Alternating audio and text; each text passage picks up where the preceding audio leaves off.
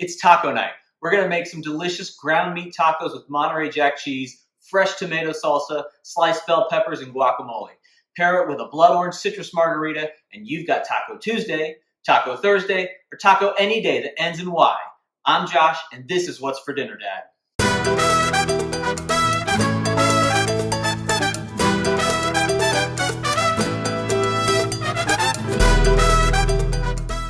We'll start with our fresh tomato salsa. Here's everything you need, and the recipe is in the description. You're going to begin by slicing 2 tomatoes into quarters. Make sure these are nice and ripe tomatoes, very vibrant red color when you pick them out. You're also going to want to cut the stems off because that's really not pleasant to eat. Once you've got your quarters, cut those in half and then slice them into big chunks like so. We're going to keep our tomatoes pretty large because this is a taco topping. Now, if you wanted to take this salsa recipe and blend it up in a blender or in a food processor, you certainly could do that. It would make a really good tomato salsa that's much better for dipping. But because this is nice and chunky, it stays much better on a taco.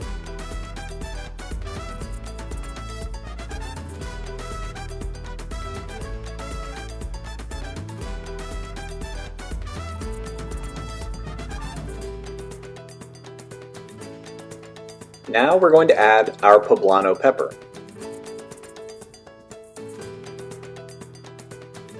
To break it down, you'll slice it lengthwise all the way up to the stem.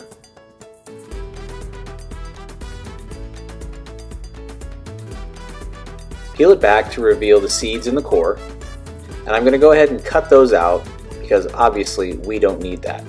Now, the heat in any pepper is actually in the white that is touching the flesh. It's not in the seeds like some people think. While we're talking about peppers, let's talk about pepper heat. If you're unsure about using a poblano pepper, let me give you some information here. Heat in a pepper is measured on the Scoville scale in heat units. A poblano has 1 to 2,000 heat units on that Scoville scale and is classified as a mild pepper. For reference, a jalapeno has somewhere between 2,500 and 8,000 heat units. That's classified as medium. And then you have something like a ghost pepper that is obviously classified as hot because it's measured with over 1 million heat units. A poblano has a pretty mild heat, and it comes sort of in the back end of the bite that you've taken, so it doesn't rush your mouth very quickly, and it just lingers a little bit. And I'm just chopping this poblano into small chunks and adding it to the tomatoes.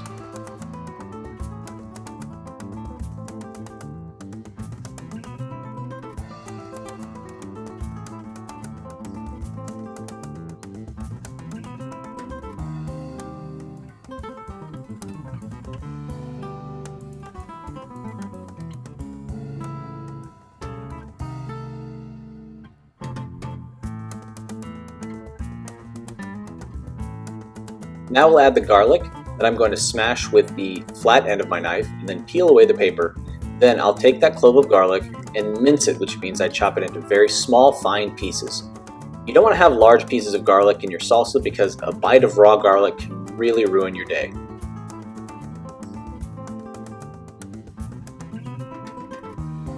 Now it's time to add the herbs. I've got a quarter of a bunch of fresh cilantro here. If you don't like cilantro, or if you think it tastes like soap, then I would recommend using Italian parsley as a substitute. But I'm going to go ahead and chop the cilantro up, including the stems, and just keep running my knife through it until the leaves are very, very fine. You want to make sure your knife is extra sharp while you do this because you want to actually cut the leaves, not just bruise them.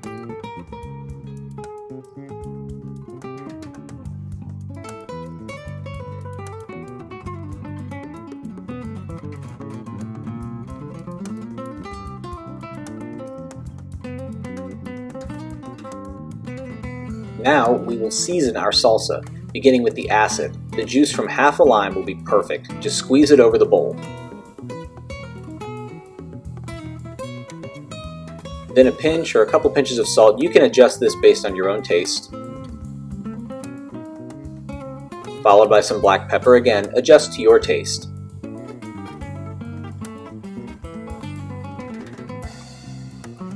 Finally, take a fork and stir until all of your ingredients are combined and have melted together, and then you can set aside or cover it and put it in the refrigerator for up to 3 hours.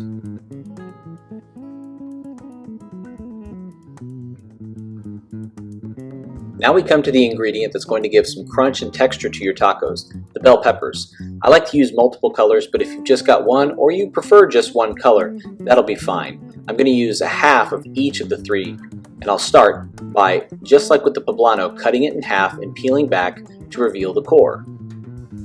I'll pull it apart and cut the core out.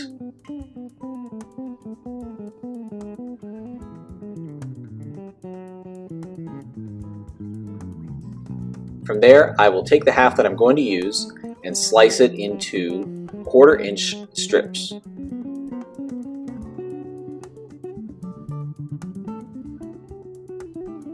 In addition to our salsa and bell peppers, we're also going to have some guacamole to top our tacos with. I did a video on this already, so check out the link that you see here. The link is also down in the description.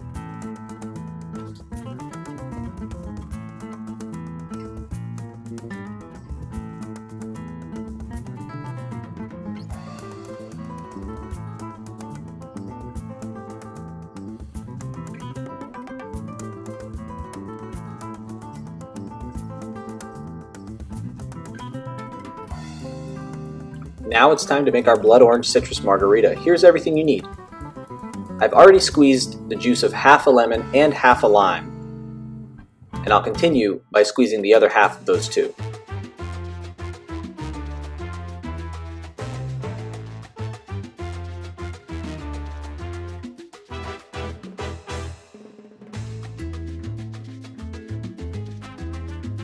And now I'll take my blood orange. If you've never seen one, it's an orange where the flesh has a red, maroon, red wine type of color. I'll squeeze that into the juicer with the other two juices as well. I'm choosing blood oranges because of the color that they give, and I find their juice to be a little bit sweeter than a regular orange, but they are certainly not necessary for this margarita. I found them in my grocery store marked as Moro oranges. Now it's time to mix your margarita. You'll start with 2 shots of reposado tequila and a shot of triple sec.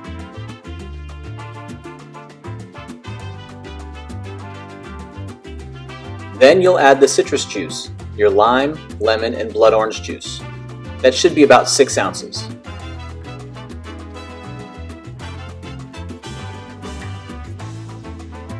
Then an ounce or ounce and a half of simple syrup. Shake it over ice, and then strain into the glass of your choice, filled with ice.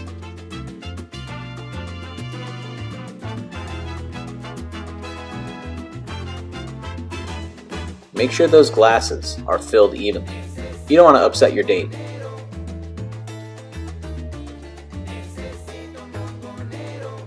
Add your straws and give it a little stir.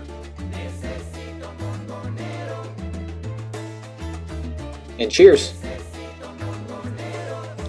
It's time to cook our meat. I'm going to use a cast iron skillet, and I'll begin by heating 2 tablespoons of canola oil or some mild oil over high heat. Swirl it around to make sure the pan is coated. And to that I'll add 1 to 1.5 pounds of ground meat. I'm using turkey here. You certainly could use beef, pork, or chicken, whatever you'd like.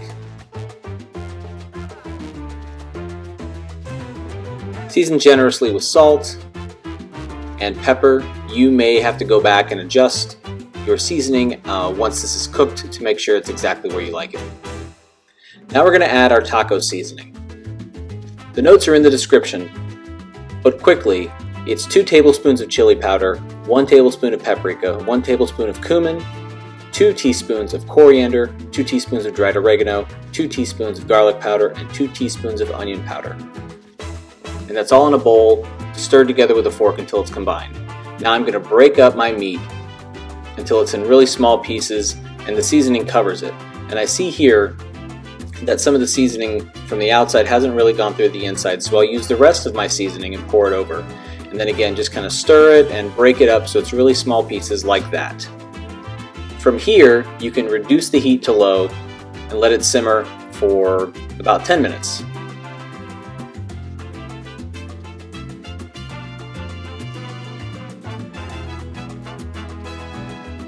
Now it's time for the cheese. I'm using 8 ounces of Monterrey Jack, But I want to talk about this technique that I found really useful. Take a wet paper towel and put it underneath a pan or a baking dish like this, and then grate your cheese diagonally or flat. It helps to keep the cheese coming out of the grater instead of piling up underneath, and you're not moving your hand down against the grater.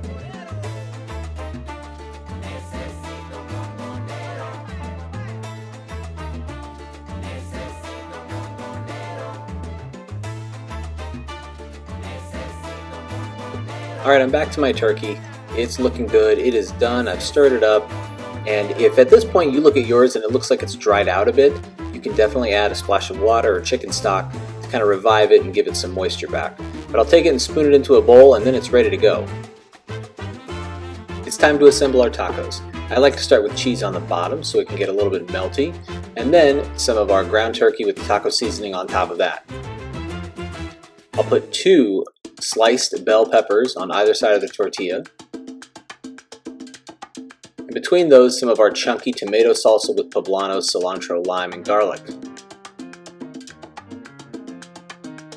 I'll top it all off with some guacamole. Don't forget to check out the link.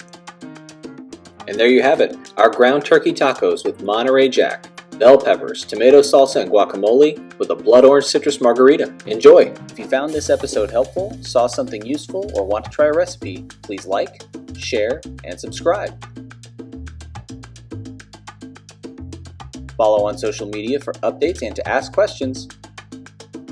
I'm Josh, and this is What's for Dinner, Dad?